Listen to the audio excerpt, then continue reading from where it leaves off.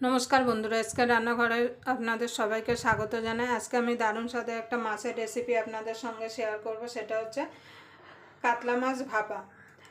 আমি এখানে 4 পিস কাতলা মাছ পরিষ্কার করে ধুয়ে নিয়েছি। আমি এটা কাতলা মাছ দিয়ে করছি, আপনারা চাইলে রুই মাছ দিয়েও এই ভাপাটা করতে পারেন। একভাবে মাছের ঝোল ঝাল খেতে ভালো না লাগলে এইভাবে একবার ভাপা বানিয়ে দেখতে পারেন। গরম ভাতের সঙ্গে খেতে কিন্তু অসাধারণ লাগে।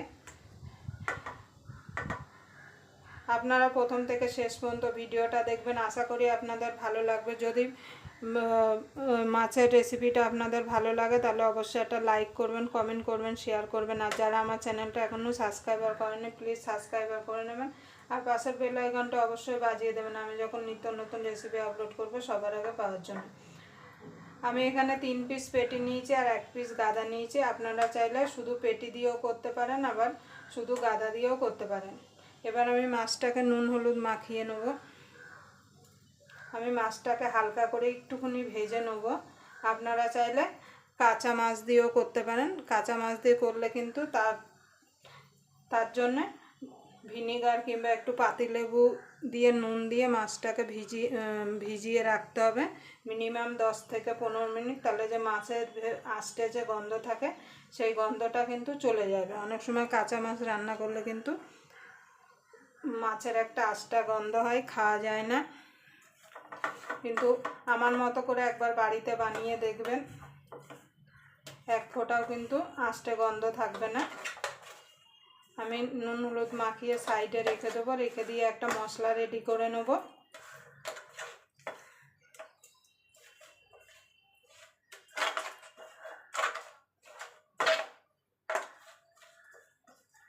এবার আমি একটা মশলা রেডি করে নেব। দেখুন বন্ধুরা, আমি মশলা করার জন্য একটা মিক্সির জার নিয়ে নিয়েছি। এবার জারের মধ্যে দিয়ে দেবো আমি 2 চামচ কালো সর্ষে,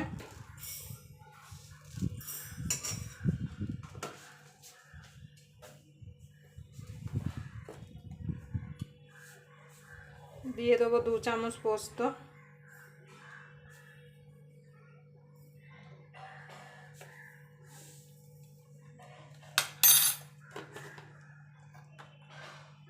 এবার সামান্য একটু নুন দিয়ে এটাকে আমি শুকনো আগে গুঁড়ো করে নেব।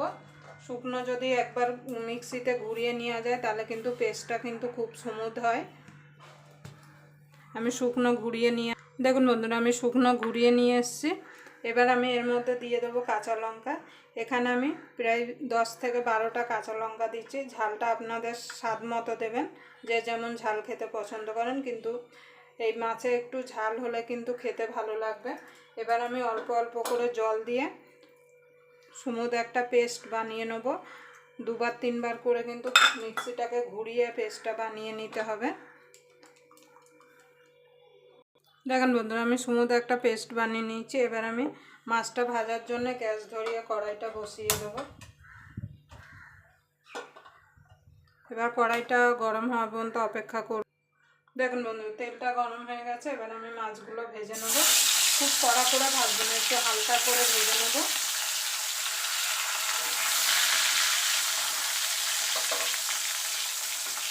এপিট ওপিট করে একটু হালকা করে ভেজে তুলে নেব। দেখুন বন্ধুরা, আমি মাছগুলো ভেজে নিয়েছি। একদম হালকা করে এপিট ওপিট করে আমি ভেজে নিয়েছি। এবার আমি একটা টিফিন গাড়ি নিয়ে নেব। টিফিন গাড়ির মধ্যে দিয়ে দেবো সর্ষে পোস্ত কাঁচা লঙ্কা যেটা পেস্ট করে রেখেছিলাম সেটা। এবার দিয়ে দেবো স্বাদ মতো লবণ। লবণটা একটু বুঝে দিতে হবে, কেন মাছ ভাজার সময় মাছে নুন হলুদ মাখানো ছিল। আর সর্ষে পোস্তটা পেস্ট করার সময়ও নুন দেওয়া হয়েছে। এবার দিয়ে দেবো হলুদ গুঁড়ো।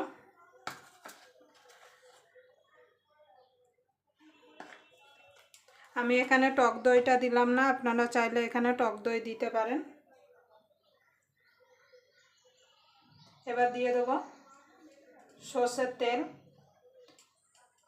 3-4 চামচ মতো। এবার ভালো করে মিশিয়ে নেব।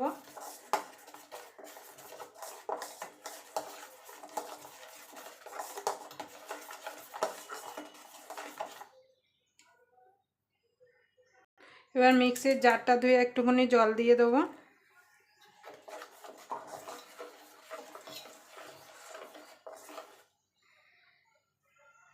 এবার মাছগুলো যে ভেজে রেখেছিলাম সেগুলো দিয়ে দেবো।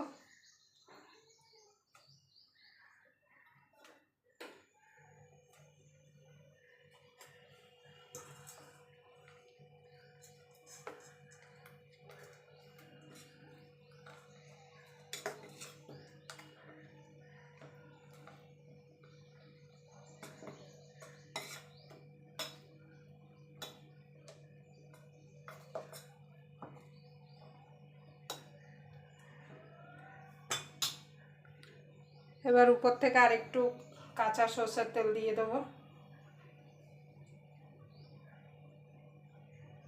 এবার কটা কাঁচা লঙ্কা চিড়ে দিয়ে দেবো।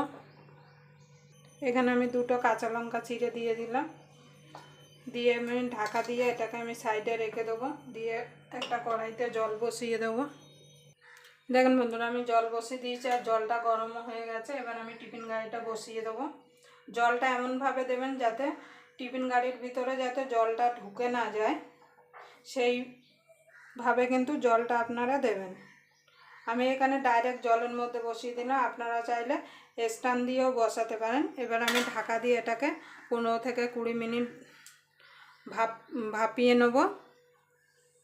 দেখেন বন্ধুরা, ফুটে গেছে। এবার গ্যাসটাকে আমি একটু কমিয়ে দেবো, লো টু মিডিয়ামে রাখবো।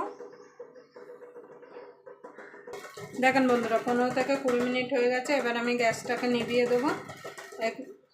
নিভিয়ে একটু ঠান্ডা হতে দেবো। ঠান্ডা হলে তারপর খুলে আপনাদের দেখিয়ে দেবো। দেখুন বন্ধুরা, অনেকটা ঠান্ডা হয়ে গেছে, একটু গরম আছে।